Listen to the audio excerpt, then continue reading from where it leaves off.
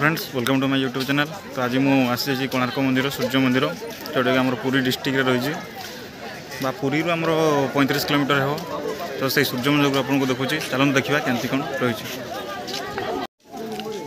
आपंकर ticket checking कराव ticket गलापर आप एंट्री मारे।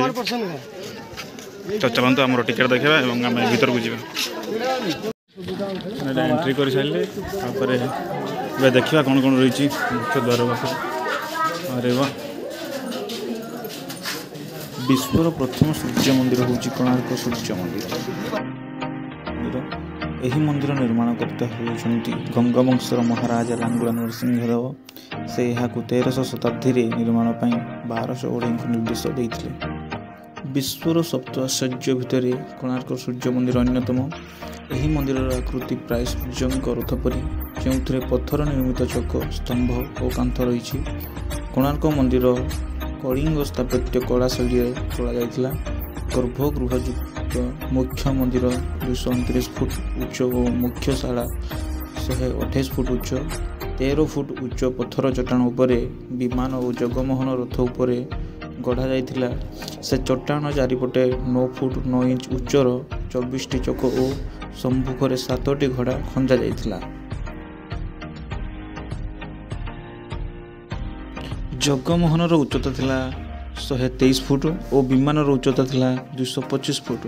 एबे विमानटी प्राय ध्वंस हो जाइछि। मंदिरर सिंहासन रे रहिला सूर्यंकर प्रतिमा। ओडिशार 1200 वर्षर राजस्व खर्चरे मंदिरटी निर्माण होइथिला।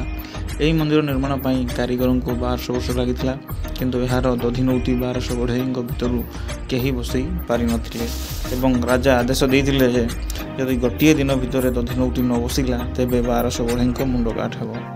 यह देखि 1200 बढ़ई चिंतार पड़गले एवं से समय कारीगरों मध्य मुख्य विष्णु महाराणा पुत्र धर्मपद आसी दधिनौती जीवन रक्षा पाई से दधिनौती उपरू समुद्र को डे निज जीवन उत्सर्ग कर देइथिले। यह छड़ा अनेक प्रकार देवदेवी यक्ष गंधर्व किन्नर नर संगीत शिल्पी नट नटी प्रेमी जुगल और आनंदोत्सवमय ग्रामीण जीवन युद्ध और शिकार आदिर असंख्य चित्रण एठारे देखा मिले। ता सहित केते जातिर पशु पक्षी पाखापाखि 2000 आकर्षक और जीवंता दिशुवा हाथी पौराणिक जीव नाना जातिर लता और ज्यामितिक ढांचारे भरा अलंकृत और संभ्रांत ओडिया स्थापत्यर अनेक कमकुट दर्शक को विमोहित करिछि। यह सहित यार सजीव चित्रण यही मंदिर को अन्य मंदिर मानक ठारू पृथक और उत्कृष्ट प्रतिमादित करे। मंदिर रे खचित कामोत्तेजक चित्र कोणार्क प्रसिद्ध। जीवनर यही कमल गोपन माधुर्य को एते स्पष्ट भाव चित्रित करवा ओडिया कला नैपुण्यर श्रेष्ठता प्रतिपादन करे। मनुष्यत्वर सबु प्रकार प्राणी मानकर काम क्रीड़ा को अति सजीव भाव में मंदिर कांथरे चित्रित करा जायछि। जदि आम यार पौराणिक आख्यान को देखा ताले जना जाए श्रीकृष्ण पुत्र शाम्बंक द्वारा यह निर्मित होता बोली जनश्रुति रही। पितांक अभिशापरू कुष्ठ रोगाक्रांत होई शाम्ब एठाकू आसी 12 वर्ष काल कठोर तपस्या करथिले।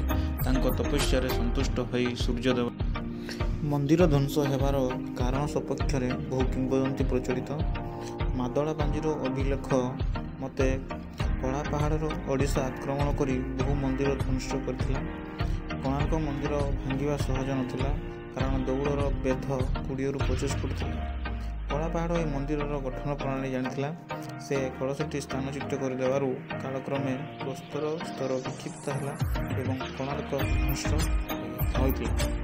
स्थानीय लोक और पथ प्रदर्शक माने कहवा अनुसार कोणार्क मंदिर प्रति 2टी पत्थर भितर गोटे लेखाएं लुहा प्लेट दिया। देउल को लुहा बीम दे मजबूत करा जाइथिला। दधिनौती मंदिर चूड़ारे पाउंड मैट्रिक टन एक विशाल चुंबक खंजा जाइथिला, जहाँ को 1200 बढ़ई कर 12 वर्षर शिल्पी पुत्र धर्मा कर देखाइथिला। यह चुंबक कारण देउलटी समुद्र कूल प्रतिकूलतार प्रभावित न होई मजबूत होई ठिया होई पारिथिला। मुख्य ପ୍ରତିମା କୌଣସି ସିଂହାସନରେ ବସୁନଥିଲେ। ଖଞ୍ଜା ଯାଇଥିବା ଅନେକ ଚୁମ୍ବକର ଶକ୍ତି ବଳରେ ଏହା ଶୂନ୍ୟରେ ଭାସମାନ ଥିଲା। ମନ୍ଦିରକୁ ଏମିତି ଭାବରେ ନିର୍ମାଣ କରାଯାଇଥିଲା ଯେପରିକି ସୂର୍ଯ୍ୟଙ୍କର ପ୍ରଥମ କିରଣ ନାଟ ମନ୍ଦିର ଦେଇ ଗର୍ଭଗୃହସ୍ଥ ମୁଖ୍ୟ ପ୍ରତିମାଙ୍କ ନାଭିରେ ସଂଯୁକ୍ତ ହୀରାରେ ପ୍ରତିଫଳିତ ହେଉଥିଲା। ଏହା ସକାଳୁ ସକାଳୁ ଅଳ୍ପ କେଇ ମିନିଟ୍ ପାଇଁ ଦେଖିବାକୁ ମିଳିଥିଲା। ପରବର୍ତ୍ତୀ କାଳରେ କେନ୍ଦ୍ରରେ ଖଞ୍ଜା ଯାଇଥିବା ଚୁମ୍ବକକୁ ଇଂରେଜମାନେ ବାହାର କରି ନେଇଯାଇଥିଲେ। ଆଉ ଏକ ଜନଶ୍ରୁତି ଶୁଣିବାକୁ ମିଳେ ଯେ ଏହି ଚୁମ୍ବକ ଶକ୍ତି ଏତେ ପ୍ରବଳ ଥିଲା ଯେ ସମୁଦ୍ରରେ ଯାଉଥିବା ଜାହାଜ ଗୁଡ଼ିକରେ ଥିବା କମ୍ପାସ ଏହା ଦ୍ୱାରା ପ୍ରଭାବିତ ହେଉଥିଲା।